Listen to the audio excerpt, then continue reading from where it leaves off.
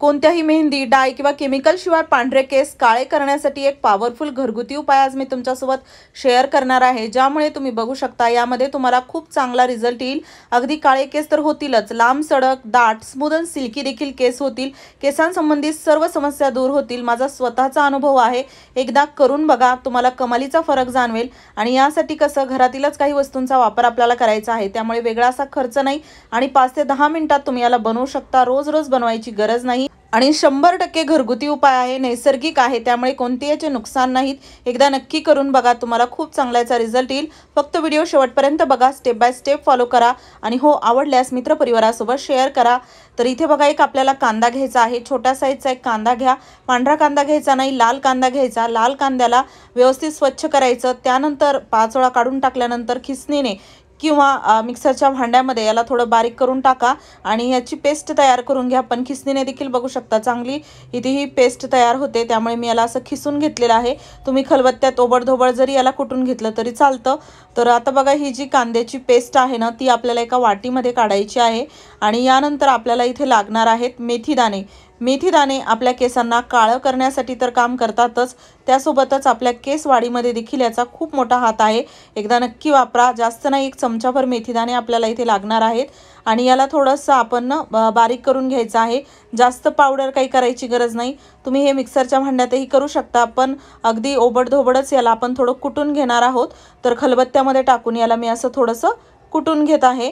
आणि हो, तुम्ही हा व्हिडिओ कोणत्या गावातून किंवा शहरातून बघत आहात ते मला कॉमेंट बॉक्समध्ये नक्की सांगा, जेणेकरून माझा व्हिडिओ कुठे कुठे पोहोचला मला ते कळेल। आणि आपल्या पुणेरी तडका यूट्यूब चॅनलवरती खूप कमी दिवसामध्ये 1 मिलियन सबस्क्रायबर झालेले आहेत, तेही फक्त तुमच्यामुळे। त्याबद्दल मनापासून खरंच खूप खूप धन्यवाद। असाच सपोर्ट राहू द्या। आणि आता यानंतर बघा, आपल्याला इथे लागणार आहेत 1 ते 1.5 चमचा मोहरी। आपण अगदी मसाला डब्यात ज्या मोहऱ्या ठेवतो ना, तेच मोहऱ्या आपल्याला वापरायच्या आहेत। आणि मोहरी वापरण्याचं कारण असं की मोहरीचं जे तेल असतं ना, तर ते देखील केसांसाठी खूप चांगलं असतं। केस काळे करण्यासाठी तर ते काम करतंच, केस गळती थांबवतं आणि केस वाढतात, नवीन केस येतात। तर इथे आपल्याला मोहरीचा देखील वापर करायचा आहे। तर बघा, मेथी दाण्यामध्येच मोहऱ्या मी टाकून असं त्याला थोडंसं ओबडधोबडच बारीक करून घेतलेलं आहे। तर असं आपल्याला हे थोडं पावडर करायचं आहे याचं। यानंतर बघा, आपल्याला इथे लागणार आहे आवळा। आवळा नक्की वापरा, कारण की ना आवळ्याने केस काळे खूप लवकर होतात आणि आवळ्याचं तेल देखील खूप चांगलं असतं, जे की आपण या अगोदरच्या व्हिडिओमध्ये बनवलेलं आहे। आणि इथे आपल्याला जो आवळा आहे ना, तो एक तर तुम्ही पावडर आवळा वापरू शकता किंवा असा वाळलेला आवळा घेऊ शकता, किंवा फ्रेश जर आवळा असेल ना, ते जरी घेतला तरी चालेल। अगदी कोणत्याही किराणा मालाच्या दुकानात सहज मिळतो वाळलेला आवळा किंवा पावडर। तर तुम्ही ते घेऊन या। आणि इथे आपल्याला बघा, असं एक आवळा जो आहे ना, तो असा बारीक थोडासा करायचा आहे। मी असा विकत आवळा घेतला होता मार्केटमधून फ्रेश, आणि नंतर त्याला वाळवून असं ठेवलेलं आहे, जेणेकरून मला इथे वापरता येतं, स्वस्तात मिळतं, असं परवडतं देखील, त्यामुळे तुम्ही पण असं करू शकता सीझनमध्ये आवळा घेऊन। यानंतर बघा, आपल्याला इथे लागणार आहेत काळे तीळ 1 चमचा आणि आपल्याला इथे लागणार आहे लवंग। लवंग केसांसाठी खूप चांगली असते, केसांच्या वाढीमध्ये मदत करते आणि त्यासोबतच जो स्काल्प असतो त्याला डॅमेज होऊ देत नाही। म्हणजे काय होतं, बऱ्याच वेळा कोंडा जो होतो ना, त्यामुळे आपले जे त्वचा आहे डोक्यावरील ती ना डॅमेज होते आणि त्यामुळे केसांची मुळं लूज होतात आणि केस गळती वाढते। तर हे सर्व थांबवण्यासाठी इथे आपल्याला सर्व हे गोष्टी खूप महत्त्वाच्या आहेत। तर बघा, काळे तीळ आणि लवंग टाकूनही त्याला मी असं थोडंसं बारीक करून घेतलेलं आहे आणि ते पावडर मी यामध्येच थोडंसं असं मिक्स केलेलं आहे। आता बघा, या अगदी घरातील बेसिक वस्तू आहेत, ज्या की तुम्ही सहज घरामध्ये शोधू शकता, तुम्हाला मिळतील। आता हे कसं, कधी, कुठे वापरायचं हे पाहणं खूप गरजेचं आहे। त्यानंतर बघा, आपल्याला इथे ना थोडा कढीपत्ता देखील लागणार आहे। कढीपत्ता केसांना काळं करण्यासाठी खूप चांगला असतो आणि इथे आपल्याला जे फ्रेश कढीपत्ता घेतलेला आहे ना, त्याला असं थोडंसं बारीक कुटून घ्यायचं आहे। तुम्ही वाटलंच तर वाळलेली कढीपत्त्याची पानं देखील वापरू शकता किंवा कढीपत्त्याचं पावडर मिळतं, तर ते देखील घेतलं तरी चालतं, पण आपल्या घरी फ्रेश कढीपत्ता असतो। फक्त याला 4-5 पानं, 10-12 पानं घ्यायची आणि त्याला कुटायचं, त्याची पेस्ट करायची। आणि आता बघायला कधी, कुठे, कसं वापरायचं या सर्व वस्तू हे जाणून घेणं खूप महत्त्वाचं आहे। त्यासाठी आपल्याला इथे लागणार आहे एक भांडं, कढई, पातेलं असं काही तुम्ही घेऊ शकता, आणि लोखंडी भांडं असेल तर अजूनच चांगलं। आता इथे बघा, काय करायचं, तेल जे आहे ना, ते तुम्ही 2 तेलं वापरू शकता किंवा एकच तेल जरी वापरलं तरी चालतं। तर इथे मी खोबरेल तेल आणि मोहरीचं तेल असं 2 तेलं वापरणार आहे।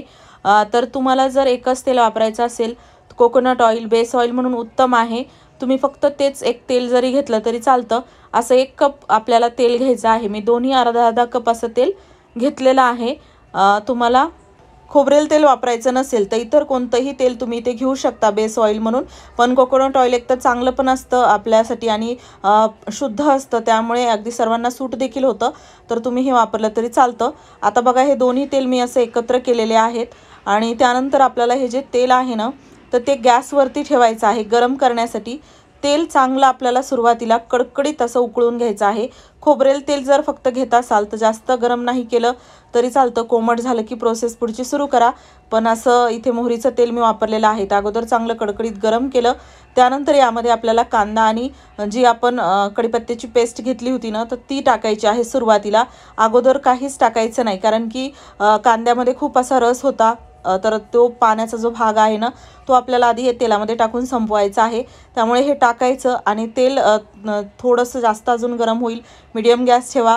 यामधील जी पेस्ट आहे ना ती साधारण बघा आता थोडंसं लालसर आपल्याला दिसायला लागली ना की आपल्याला पुढची प्रोसेस करायची आहे। म्हणजे आता यामध्ये जे आपण पावडर करून ठेवलेल्या वस्तू होत्या ना त्या टाकायच्या आहेत आणि या टाकून आपण याला देखील थोडंसं लालसर होईपर्यंत गरम करणार आहोत।